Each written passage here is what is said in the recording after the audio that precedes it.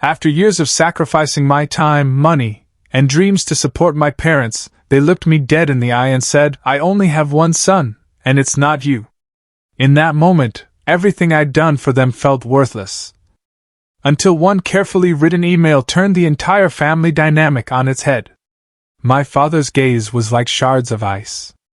"I possess only one son, and it is not you." My mother's voice echoed from within the house. Years of dedication and personal cost disintegrated at those words. I uttered nothing. I simply took out my phone and dispatched a single message. "Now we shall see who the true deceiver is. Thank you for joining me today. I trust you are experiencing a pleasant day, wherever you may be. I would be delighted if you would share in the comments section which city or nation you are viewing from, and what time it is there. Now let us commence our narrative together." The atmosphere in the airport concourse was not the crisp, filtered air of the international journeys I had grown accustomed to. It was humid, rich with the scent of spiced pretzels and distant precipitation. Disembarking the aircraft in Columbus felt like stepping back into a forgotten reverie, where the hues were slightly muted, yet the forms were agonizingly recognizable. For years, my existence had unfolded across various time zones, in locales where the sun's intensity varied and challenges were technical, resolvable through intellect and exertion. I had been engaged on offshore drilling platforms, then on contract engineering ventures in remote, demanding environments. The earnings were substantial, and I remitted the majority of it home. Nearly $300,000 over 7 years. Each electronic transfer felt like an arduous ascent, a sacrifice not merely of my income but of my presence, my youth, the simple comfort of being in my own dwelling. I required little out there. The corporations supplied accommodation and sustenance. My expenditures were minimal, so I forwarded everything for the mortgage, with which they struggled following the 2008 downturn, for my mother's medical expenses that frequently arose, and for unforeseen emergencies. A ruptured pipe, a new roof, an automobile repair, for whoever required it most, or so I was informed. Every press of the send button was a reevaluation of my position within the family, a down payment on the affection and acceptance I perceived as perpetually just beyond my grasp. It was my method of constructing a connection across the distance, solidifying my significance when I could not be physically present. "They depend on me," I would tell myself, wiping saline spray from my face or examining diagrams beneath a scorching sun. "They will value me." During my upbringing, I was the reserved one, the conscientious counterpart to my elder sibling, Mark. Mark was the favored child. He possessed an effortless charm, a flawless grin, the knack for maneuvering his way into or out of any situation. He drifted through existence on a current of unexerted promise, the kind our parents consistently lauded but which never seemed to manifest into tangible achievement. Meanwhile, I was the one who rectified things, the dripping faucet, the unstable chair, the academic performance that needed improvement. My accomplishments were met with a nod, perhaps a brief, "Well done, son." Mark's parking citation being resolved by my father's associate became a celebrated anecdote about his ingenuity. My scholarship to engineering school was simply anticipated. "He's the intelligent one," they would frequently remark, often followed by a sigh concerning Mark's latest predicament. We were a household built on shifting ground, and I continually poured my earnings into it, hoping it would solidify, hoping my endeavors could finally fortify the unstable base. My oversight was in accepting their version of events, trusting that their requirements were genuine and that my contributions secured my standing, that eventually I would be perceived not merely as a resource but as an equally cherished son. I recall one Thanksgiving when I was 19, briefly home from university. Mark had accumulated some financial obligations, something about a guaranteed venture that failed. My father seated me, not in the living room, but in his confined small study that smelled of aged paper and pipe tobacco. He no longer smoked. He did not meet my gaze. He simply spoke of the importance of familial assistance, the difficulties Mark was enduring, how a small contribution now would set him right. It was not an inquiry. It was an instruction veiled in sentiment. I depleted my meager savings account, funds I had earned washing dishes, saving for textbooks. Mark never knew, or if he did, he never acknowledged it. That was the pattern, my sacrifice, his gain, their silence or vague appreciation on his behalf. Stepping from the Columbus airport into the muggy Ohio evening felt like the conclusion of an exile. I leased an automobile, its worn leather faintly smelling of stale air freshener, and directed it toward the residential areas. The neighborhoods passed by, familiar thoroughfares lined with mature oak trees, houses with inviting porch lights. My chest felt constricted, a nervous flutter in my stomach. What would it be like? Would they be awaiting me? Would there be a genuine embrace, the kind that conveyed, "We miss you"? Not merely, "Thank you for the money." I guided the car into the driveway of the residence where I had grown up. It appeared well maintained. The new roof gleamed subtly beneath the streetlights. The landscaping was tidy. My funds had accomplished this. I switched off the engine and simply remained for a moment. The stillness of the suburban street was a stark contrast to the continuous hum of life on the rig or the distant sounds of foreign metropolises. The aroma of damp earth and freshly cut grass filled the vehicle. It was home. But as I traversed the flagstone path, past the azaleas my mother adored, a knot of apprehension began to form in my stomach. The porch light was illuminated, but the windows were dark.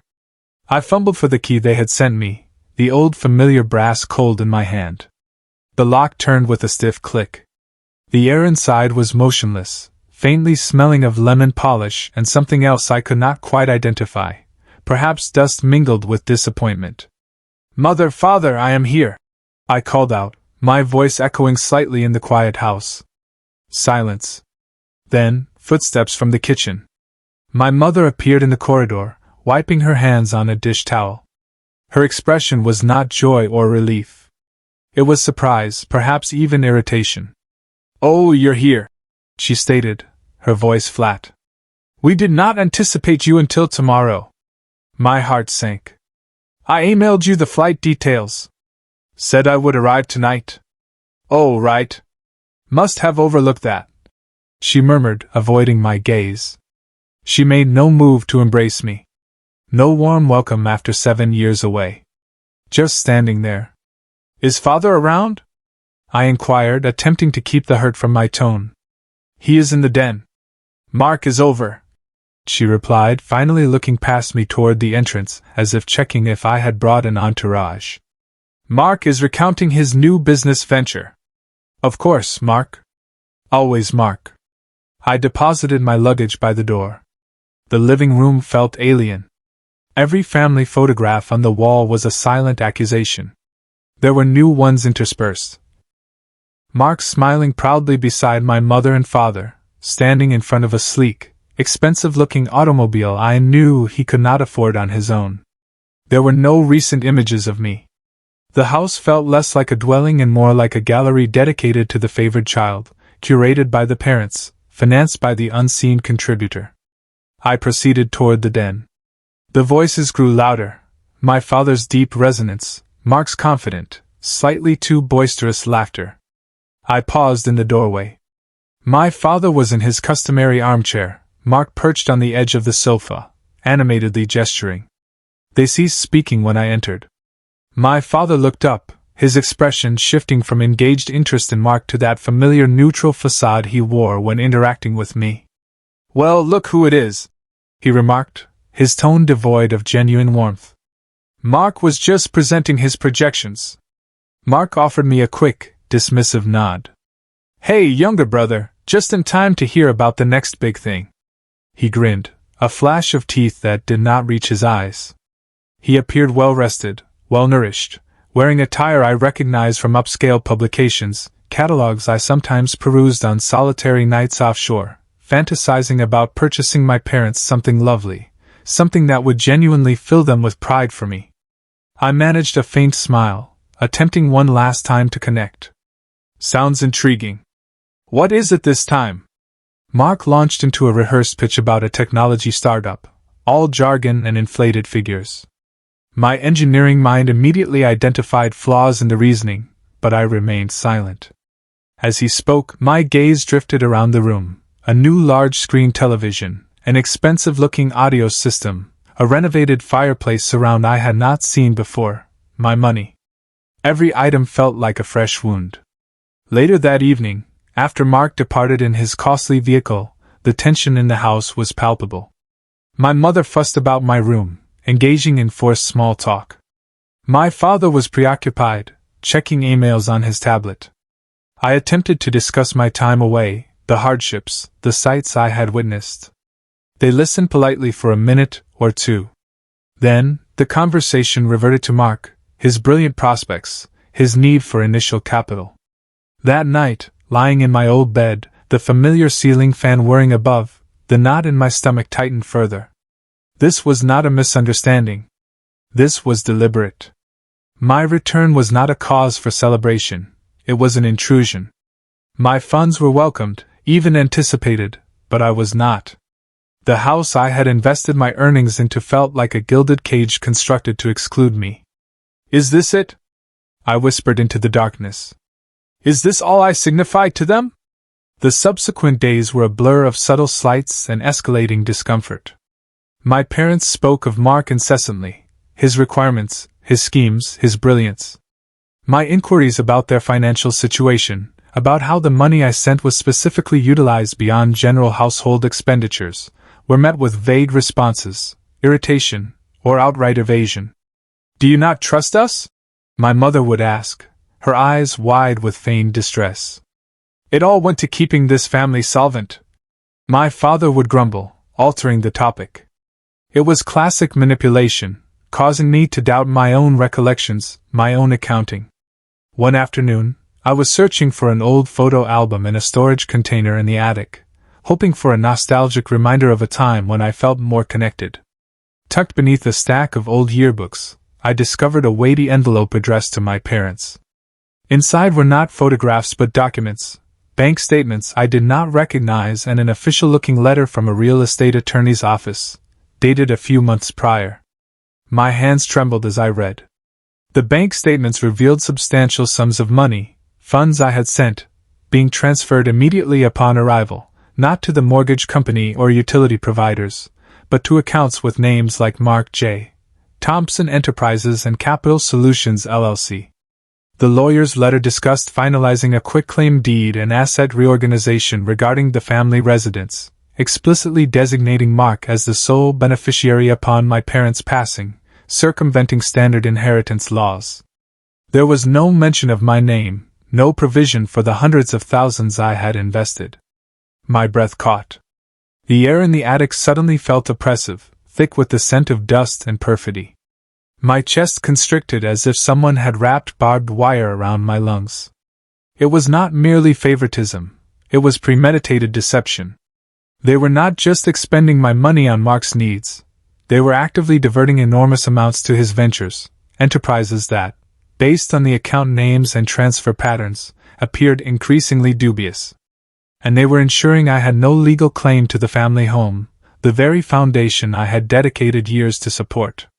This was not just a fissure in the base. The entire framework was unsound, built on a falsehood I had financed. This was the first revelation. The past was more sinister than I had imagined. Their necessity was not genuine. Their intentions for me were non-existent.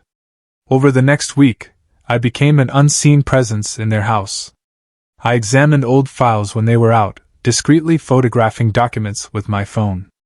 I began recording conversations using a voice recorder application, telling myself it was merely in case I needed to recall specifics, but deep down, knowing I was accumulating evidence. I overheard discussions between my mother and father expressing frustration that I had not offered them more money since my return, complaining about how costly Mark's new legal fees were becoming, solidifying that they were enabling Mark's questionable activities. I heard Mark on the phone, shouting at someone about a failed transaction, mentioning the need to zero out some accounts quickly. I pieced it together. The money I sent was not just for Mark's lifestyle. It was propping up something far more precarious, something they were complicit in. I contacted an attorney I had located online, specializing in family asset disputes and financial misrepresentation. A stern-faced woman named Ms. Albright. I sent her scans of everything I had discovered, recordings of conversations where they admitted diverting funds or mentioned Mark's debts.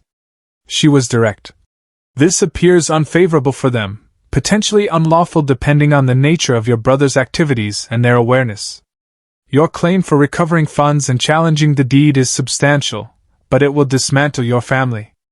They dismantled it first, I recall saying, my voice surprisingly steady. The tension at home became unbearable. They sensed I was different, more subdued, no longer the eager-to-please son. They intensified the manipulation. You are being paranoid, my father would state, his eyes narrowing. Why are you behaving so suspiciously? My mother would sigh dramatically. After all we have done for you, is this the gratitude we receive? They attempted to instill guilt in me for the distance I now instinctively maintained. Every interaction was a conflict, and I was weary of suffering from it. The breaking point arrived, as these moments often do, at a family gathering. It was my mother's 60th birthday. Dinner, not a grand celebration, just immediate family and a few close acquaintances, the individuals whose good opinion my parents most valued. Mark was present, of course, dominating the conversation, speaking loudly about the burgeoning success of his new venture, dropping names of people he supposedly associated with. My parents beamed, encouraging him, inflating his ego. It was agonizing. The table was laden with food, roast chicken, mashed potatoes, green bean casserole, all the comforting dishes of my youth, now tasting like ash in my mouth. The air was heavy with the fragrance of lilies from a centerpiece and the sickly sweet perfume my mother wore, a scent I once associated with security, now only with deceit. Mark proposed a toast to my mother and father. For always believing in me, always supporting me, always knowing who their real son is. He looked directly at me as he uttered, "Real son," a smirk playing on his lips. Something fractured. 7 years of sacrifice, of hoping, of being secondary, of discovering the extent of their treachery, it all converged in that single venomous phrase. I felt the blood rush to my head, then drain away, leaving me cold and trembling. "What precisely does that signify, Mark?" I asked, my voice low but piercing through the polite chatter. He chuckled, a dismissive sound. "Oh, you know, some of us are simply destined for greater things. It requires a certain kind of support system." He glanced at my mother and father, who nodded along proudly. My parents turned to me, irritated by my interruption. "What has gotten into you?" my father demanded, his voice sharp. The pain was immense, a physical ache in my chest, but it was rapidly being hardened by pure, cold rage. "What has gotten into me?" I repeated, the words tasting like acid. "Is it the hundreds of thousands of dollars I sent you that miraculously vanished into Mark's ventures? Is it discovering you signed away the house to him despite me paying the mortgage for years? Is that what you mean by support system, Mark? By knowing who your real son is?" The room fell silent. Forks clattered onto plates. Faces turned, eyes wide. My parents' smiles vanished, replaced by shock and then immediate fury. Mark's smirk was gone, replaced by a panicked glare. "How dare you!" my mother shrieked, standing up, her face distorted with anger. "Stop talking nonsense!" My father's eyes, usually a warm brown, were like chips of ice. He leaned forward, his voice low and lethal, intended only for me but carrying weight in the silent room. He did not deny anything. He did not attempt to explain. He simply delivered the ultimate blow, the one that confirmed everything. My father looked at me with icy eyes. "I possess only one son, and it is not you." My mother's voice, sharp and malicious, echoed from inside the kitchen doorway where she had slightly withdrawn. "He is correct. Mark is our son." Years of exertion and personal cost disintegrated at those words. The last fragile threads of hope, of yearning for their approval, snapped. The foundation I tried to construct was not merely sand, it was toxic waste. This was it. The absolute low point. The explicit, undeniable rejection. But in that moment, something shifted. The pain was present, searing, but it was overlaid with a cold, calm clarity I had never before experienced.